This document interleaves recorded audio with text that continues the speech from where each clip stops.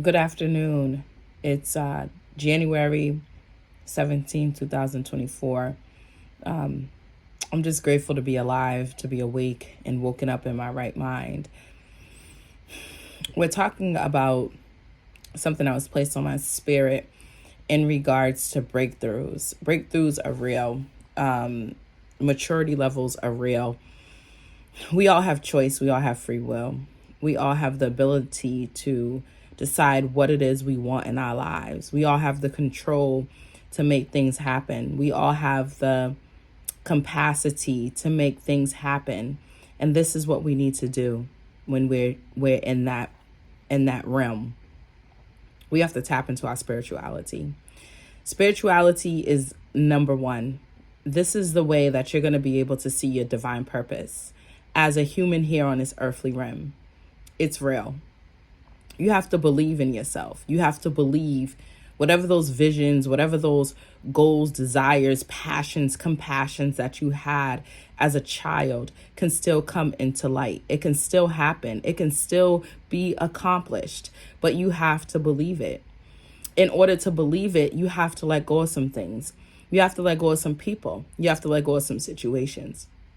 And I believe this is one of the hardest parts there is in life, is letting go of things that does not serve you anymore. This is where we can be distracted, right? I tend to believe that sometimes people may know your true divine purpose and they want to distract you from it. They want to pull you away from it. But you have the control to make sure that you stay on top of you, staying on top of what it is you need to do, and what's being asked of you. If you believe in that, everything around you will be fruitful. Fruitfulness is like number one. Fruitfulness. In the Bible, it says, judge a tree by the fruit it bears. Isn't that deep? An apple tree will produce apples, not peaches, not pears, not bananas. It will produce apples. Trees that has leaves will produce leaves. And in those leaves, there becomes leaves that are green, orange, red. They have all sorts of colors.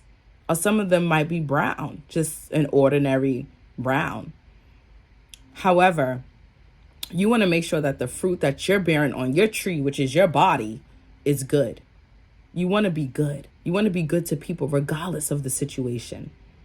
Even if they're being toxic to you, even if they're being rude to you, even if they're not understanding where you're coming from, it doesn't matter.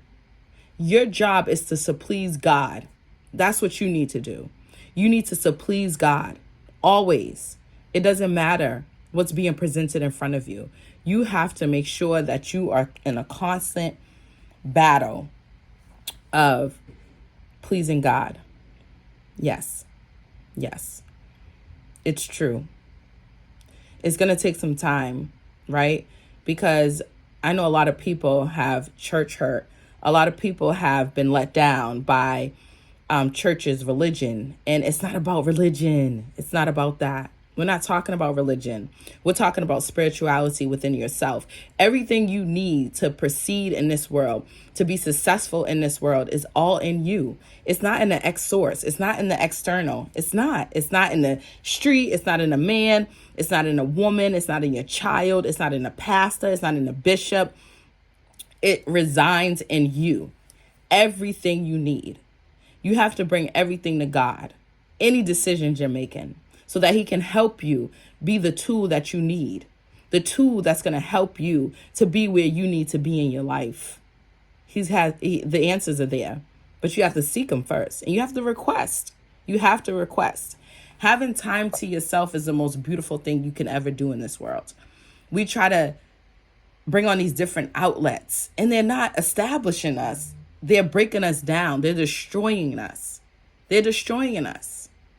So once we realize the outlets that's going to uplift us, encourage us, motivate us, right? These are the fruits that we're looking for. You taste a strawberry, it tastes so sweet and good. But a rotten one, you spit it out. So you have to judge the fruit by the fruit. but we're not supposed to judge. But when it comes to your life, you got to see if it's good or bad. What's outweighing the best? The good. The good. And I'm hearing, keep things to yourself. Keep it to yourself. Write it down. Write it down, make a vision, and make it plain, and run with it. Run with it. Let the spiritual realm and the earthly realm meet so that your dreams and desires will come into fruition. This is what I'm saying. Okay? This is what we need to do as people. We need to come together. People who are believers, people who want the best, people who want to be the best version of themselves. How are you going to be the best version of yourself today, tomorrow, next week? The only person you should ever be in competition with is yourself. That's it. Was the woman or the man you was yesterday. That's it.